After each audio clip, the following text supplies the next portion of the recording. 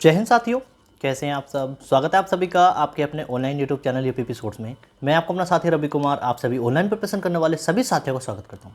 साथियों, आज की वीडियो में एक बार फिर हम बात करने वाले हैं सीआईएसएफ फायरमैन एग्जाम डेट 2023 के बारे में। एग्जाम डेट 26 सितंबर 2023 को आप सभी कैंडिडेट का एग्जाम होना है। आप सभी कैंडिडेट इस भर्ती का पिछले बहुत दिनों से इंतजार कर रहे हैं। आप सभी कैंडिडेट का फिजिकल कंडक्ट हो चुका है और फिजिकल के बाद में जो कैंडिडेट शॉर्टलिस्ट हुए हैं एग्जाम के लिए, उन सभी कैंडिडेट को मेरी तरफ से बहुत बहुत शुभकामनाएं।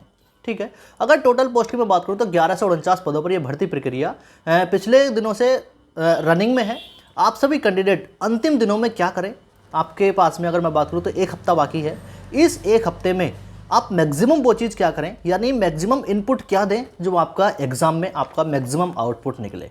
ठीक है, तो स्ट्रेटजी से संबंधित और आज की वीडियो में उन सभी चीज़ों पर विस्तार से चर्चा करेंगे जो आपके लिए एग्जाम में महत्वपूर्ण होने वाली हैं। आप सभी कैंडिडेट से मैं रिक्वेस्ट करूंगा, जो भी साथी चैनल पर नए हों आप चैनल को सब्सक्राइब कर लें, बेल आइकन प्रेस करके रख लें ताकि इन फ्यूचर मेरे द्वारा प्रोवाइड की गई वीडियो का नोटिफिकेशन आप सभी के समक्ष पहुँचता रहे। अगर वीडियो पसंद आए तो साथ में लाइक कर सकते हैं, अपने दोस्तों में शेयर कर सकते हैं। एक हफ्ता बाकी है। एक हफ्ते में आपको सबसे पहला क्या काम करना है, मैक्सिमम प्रैक्टिस सेट लगाने हैं। मैक्सिमम प्रैक्टिस सेट लगाने हैं और अगर मैं बात कर लेता हूं, एक दिन में कम से कम 2 प्रैक्टिस सेट तो आपको लगाने ही पड़ेंगे। ठीक है, एक दिन में आपको कम से कम 2 प्रैक्टिस सेट लगाएं और मैक्सिमम करंट अफेयर्स की जो घटना चक्कर की बुक होती है उसको तो रट डालें बिल्कुल। ठीक है, और अंतिम 3 महीने में हो सकता है G20 सम्मेलन से भी आपको सवाल देखने को मिले। ठीक है, तो आपके स्ट्रेटजी में ये चीज़ हो गई। अंतिम दिनों में बस कुछ नहीं करना, मैक्सिमम प्रैक्टिस सेट लगाओ। अगर आप सभी कैंडिडेट ने बहुत अच्छे से सिलेबस कंप्लीट किया होगा तो आपको पता लगा होगा, अगर आप मॉक टेस्ट दे रहे होंगे तो आपका स्कोर 80 और 75 के बीच में ही बन रहा होगा। अगर आपने इतना ही स्कोर एग्जाम में कर लिया तो आपको सफल होने से कोई नहीं रोक सकता। आगे मैं बात कर लेता हूँ, अंतिम समय में प्रैक्टिस सेट और जीएस की मैराथन। प्रैक्टिस सेट के अलावा आपको जीएस की मैराथन भी लेनी है। तो जीएस की मैराथन 1 या 2 मैराथन आपको करंट अफेयर्स किसी भी ऑनलाइन प्लेटफॉर्म से जहां आपको अच्छा लगता हो, ठीक है, किसी भी 1-2 करंट अफेयर्स की मैराथन लेनी है और बाकी जीके स्टैटिक जीके जो होती है उसकी क्लास भी आपको लेनी बहुत जरूरी है। अंतिम दिनों में ना जीके की तैयारी करनी चाहिए। मैथ की रीजनिंग की आपको तैयारी नहीं करनी है अंतिम दिनों में। अंतिम दिनों में क्या होता है, फिर कन्फ्यूजन पैदा हो जाता है रीजनिंग में और मैथ में। अंतिम दिनों में ज़्यादा से ज़्यादा आप जीएस की तैयारी करो और जनरल अवेयरनेस की। ठीक है, वैकेंसी कम है, अपना टारगेट बड़ा रखें। वैकेंसी कम का मतलब पूरे ऑल ओवर इंडिया के सभी स्टेटों में, कुछ में नहीं है कुछ में है, तो 1149 पदों पर यह भर्ती प्रक्रिया रनिंग में है। अगर मैं बात कर लेता हूँ 35% में कुछ नहीं होने वाला है। जो 35% न्यूनतम क्राइटेरिया है पास होने का, उससे कम अगर आपके अंक आए तो आप डायरेक्टली बाहर हो जाएंगे। अगर आप इससे अधिक अंक लेकर आएंगे तो आप भर्ती प्रक्रिया में आगे जारी रहेंगे।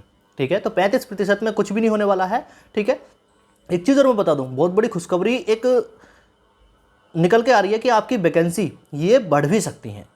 2000 के आसपास ये वैकेंसी होने की संभावनाएं हैं। जैसे 1149 पदों पर ये भर्ती है तो समथिंग 2000 के पदों पर हो सकता है कि वैकेंसी इंक्रीज देखने को मिले, वरना 1149 पर तो आपको मान के ही चलना है।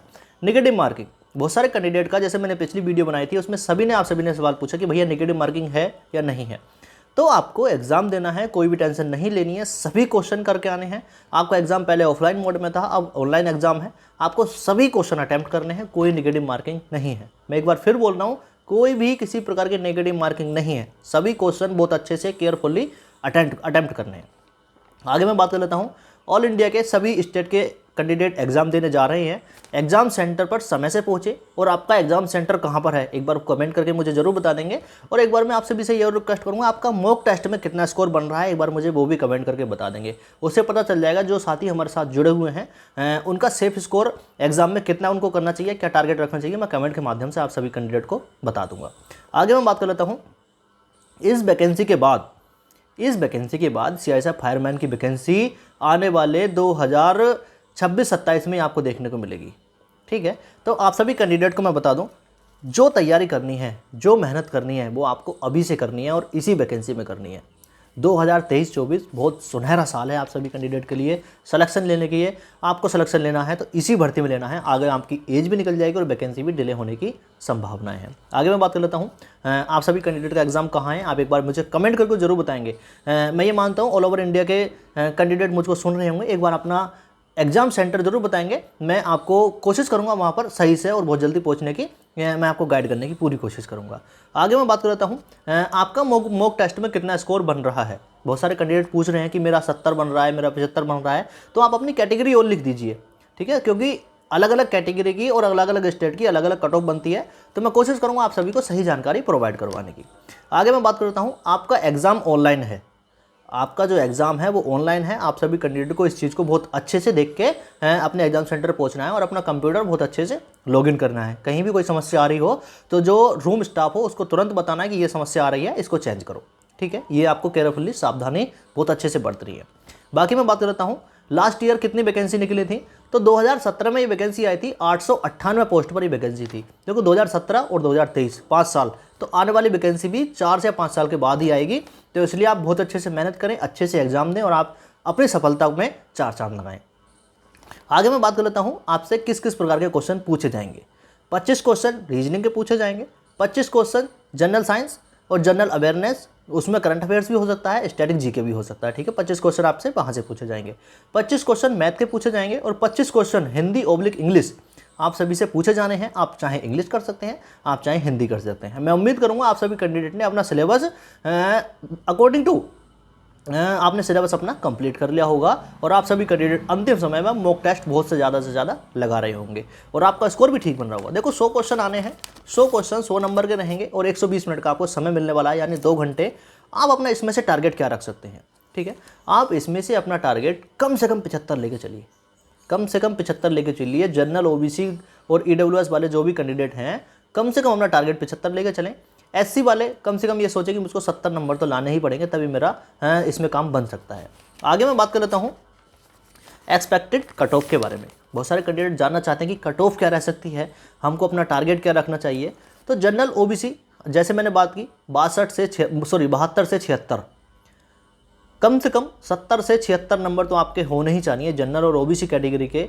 SC कैटेगरी के 65 से 70 और ST कैटेगरी के 60 से 65 अंक तो होने ही चाहिए। देखो 35% पर कोई भी कैंडिडेट नहीं रुकेगा। 35% क्राइटेरिया दे रखा है कि इसमें इतने में पास हो जाएंगे, लेकिन वो पास हो जाएंगे सिर्फ। पास होने का मतलब आपका फाइनल सिलेक्शन से नहीं है, आपको बहुत अच्छे से मॉक टेस्ट लगाने हैं, बहुत अच्छे से करंट अफेयर्स पढ़नी है। देखो अंतिम दिनों में तो जैसे आपके पास में मात्र 8 दिन बचे हैं, 26 तारीख, आज मैं बात करूँ तो 19 तारीख हो चुकी है, तो जैसे 26 तारीख में मात्र आपके पास में 1 हफ्ता बचा है। तो अंतिम दिनों में अपनी तैयारी को दिन रात तैयारी कीजिए। अंतिम दिनों में आपको पास में कोई मौका नहीं होता है आराम करने का, कोई मौका नहीं होता है थोड़ा लेजी होने का, बिल्कुल भी, ठीक है। तो आपको बहुत अच्छे से तैयारी करनी है, बहुत मेहनत करनी है। बाकी मेरी शुभकामनाएं आप सभी कैंडिडेट के साथ में हैं। CISF फायरमैन से जुड़े सभी कैंडिडेट को अग्रिम शुभकामनाएं एवं बधाई। आप सभी कैंडिडेट ने बहुत अच्छे से तैयारी की होगी और आप सभी कैंडिडेट देखो, आप अपना एग्जाम देने समय से जाना, समय से आप अपने एग्जाम सेंटर पहुंचना। बहुत सारे कैंडिडेट का एग्जाम सेंटर दूर दूर भी हो सकता है, तो आप सभी कैंडिडेट को निश्चित समय पर अपने घर से निकलने की आवश्यकता है और पहुंचने की आवश्यकता है, ठीक है। आप सभी कैंडिडेट का एग्जाम बहुत अच्छे से हो, अग्रिम शुभकामनाएं मेरी तरफ से, मेरे YouTube चैनल की तरफ से। आप सभी कैंडिडेट का कोई भी सवाल हो आप कमेंट के माध्यम से पूछ सकते हैं। Thanks for watching. जय हिंद, जय भारत।